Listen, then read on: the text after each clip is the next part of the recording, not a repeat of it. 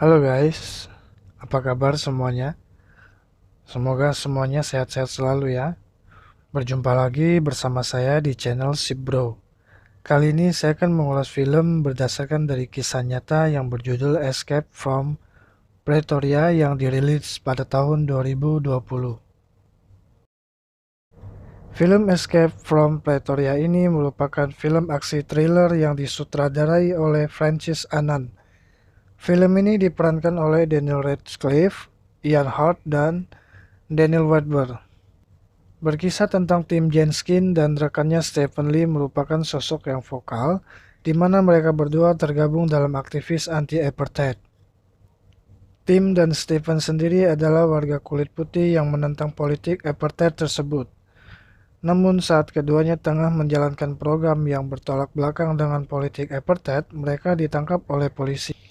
Mereka berdua kemudian dibawa ke penjara tahanan politik dengan keamanan super ketat bernama Pretoria. Tak hanya tinggal diam di dalam tahanan, Tim dan Stephen bersama salah satu tahanan di Pretoria bekerja sama untuk merencanakan kabur dari penjara. Gimana keseruannya bro? Pantengin terus ya. Oke, langsung aja kita masuk ke alur ceritanya. Film dibuka dengan memperlihatkan seorang pemuda yang membawa dua koper besar. Pemuda ini bernama Tim Jenskin atau Tim, bersama rekannya yang bernama Stephen Lee atau Stephen. Isi kopernya adalah brosur-brosur yang menolak politik apartheid. Kemudian Tim mengaktifkan peledaknya. Begitupun dengan Stephen. Tak lama setelah itu, kopernya pun meledak dan brosurnya tersebar di mana-mana. Orang-orang di sana pun kaget dan mengambil brosur tersebut. Saat hendak melarikan diri, mereka ditangkap oleh polisi. Di kantor polisi, pacar Tim memberinya uang untuk keperluan di penjara nantinya. Lalu Tim pun menyembunyikan di dalam lubang anusnya agar tidak diambil oleh petugas. Tim dan Stephen pun disidang di sana. Tim dijatuhi hukuman 12 tahun penjara, sedangkan Stephen 8 tahun penjara. Karena dianggap pengkhianatan negara yang membesarkan mereka. Setelah itu, mereka berdua dibawa ke penjara super ketat yang bernama Pretoria Prison. Saking ketatnya, mereka tidak diperbolehkan membawa apapun ke dalam penjara tersebut. Pintu demi pintu Tim memperhatikan celah untuk bisa melarikan diri dari sana. Ternyata pintu di penjara ini sangatlah banyak, yaitu ada 15 pintu, sehingga hampir mustahil untuk melarikan diri dari sana. Hari pertama, Tim terlihat bingung dengan para tahanan yang memperhatikannya di sana, karena baju tahanan mereka berbeda. Lalu datang seorang pria bernama Dennis. Dennis ini adalah tahanan politik seumur hidup. Ternyata status mereka dibedakan dari baju tahanan. Yang baju biru adalah tahanan kriminal, sedangkan yang baju coklat mereka adalah tahanan politik termasuk Dennis dan beberapa tahanan lainnya. Saat di lapangan, Dennis memberitahu sedikit pengetahuannya. Di sana ada lampu yang menjaga setiap malam. Lalu ada tembok setinggi 20 kaki yang berduri, dan penembak jitu yang berjaga 24 jam non-stop, sehingga mustahil untuk melarikan diri. Lalu seseorang menghampiri mereka berdua. Dia bernama Leonard, yang juga merupakan tahanan politik di sana, dan ingin bergabung dengan Tim dan Stephen untuk melarikan diri. Lalu Tim mengeluarkan uangnya untuk diberikan kepada Dennis, di mana Dennis ini adalah sumber informasi untuk Tim nantinya. Setiap malam Tim memperhatikan lubang kunci di selnya. Setiap saat ia memikirkan ide-ide untuk melarikan diri. I tried 100 ideas in my mind. Kemudian Tim mulai mencoba mengukur lubang kunci itu dengan kertas di selnya. Lalu Tim mengutarakan idenya kepada Leonard. Dan sekarang, setiap harinya Tim cuma memperhatikan kunci-kunci milik penjaga. Entah itu di tempat makan, di meja, di lapangan. Kemudian tim perlahan mencoba menggambar pola kunci itu. Kini sudah 74 hari ia ditahan di sana. Diam-diam tim mengambil kayu dan beberapa alat lainnya kemudian ia sembunyikan di termosnya. Malamnya, tim mulai membuat kunci duplikat dengan peralatan seadanya di selnya. Dan benar saja, pintu pertama berhasil ia buka. Namun gak sampai situ aja bro, di penjara super duper ketat ini gak segampang itu. Tepat di hari 100 tim berhasil membuat kunci keduanya. Lalu ia pun segera menjajalnya. Tetapi saat hendak mencabut kuncinya patah di dalam karena terburu-buru takut ketahuan penjaga. Dan kini sudah 142 hari mereka ditahan di sana. Mereka melakukan latihan untuk persiapan kabur nanti.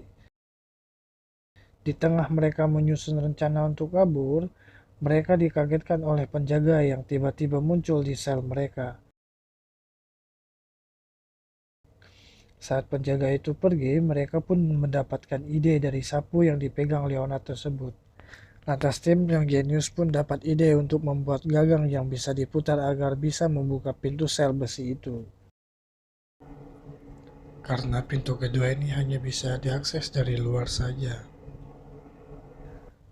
Lalu ia mencobanya sepanjang malam dan lagi-lagi ia berhasil. Kini sudah 2 pintu yang berhasil ia bobol. Esoknya ia pun memberitahu teman-temannya. Yeah, I actually did. Lalu tim mengubur kunci buatannya itu agar tidak ketahuan.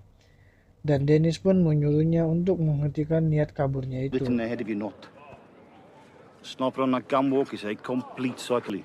You fail, get 25 years if you're lucky.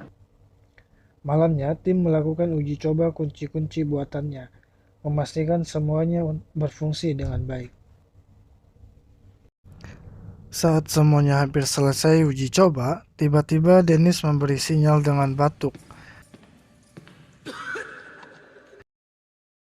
Menandakan ada penjaga sedang berjalan ke arah tim dan Leonard. Mereka pun bersembunyi di gudang. Paginya, Kapten mendatangi tim karena tim tidak bangun saat bel berbunyi dikarenakan tim melakukan uji coba kuncinya semalaman.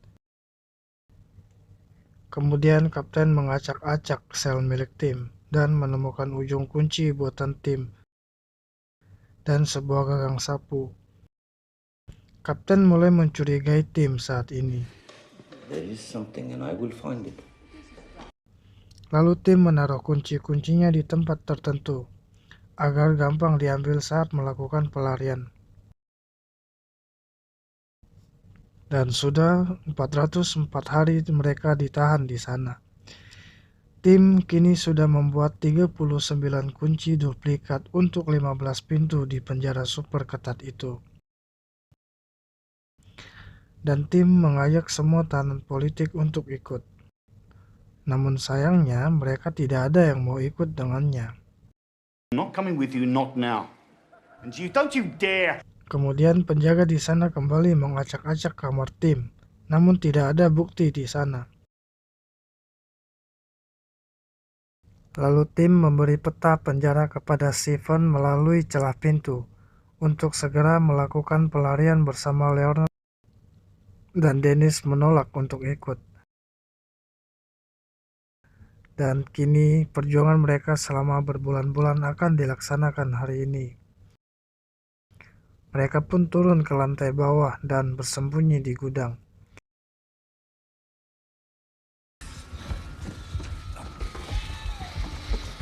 Dan saat penjaga ingin ke gudang, secara tidak langsung Dennis membantu mereka dengan cara mematikan lampu-lampu di sana. Dan memanggil penjaga kembali ke atas. All right, enough! Dan mereka bertiga pun melanjutkan aksinya itu. Pintu demi pintu mereka bobol, begitupun dengan pintu elektriknya. Dan akhirnya pintu terakhir sudah dicapai mereka. Jalan sudah terlihat di depan mereka. Mereka pun sangat bahagia. Namun sayangnya, 39 kunci buatan tim tidak ada yang berfungsi untuk pintu yang terakhir ini. Just give me another. Dengan amarah yang menggebu-gebu, Leonard lalu membobol temboknya dengan obeng. Tim pun sangat panik di sana karena takut kedengaran penjaga. Dan akhirnya pintunya berhasil mereka buka. Namun di sana ada penembak jitu di atas.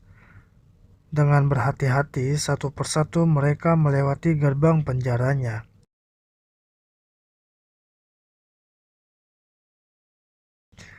Dan akhirnya mereka pun berhasil melarikan diri dari penjara super ketat itu.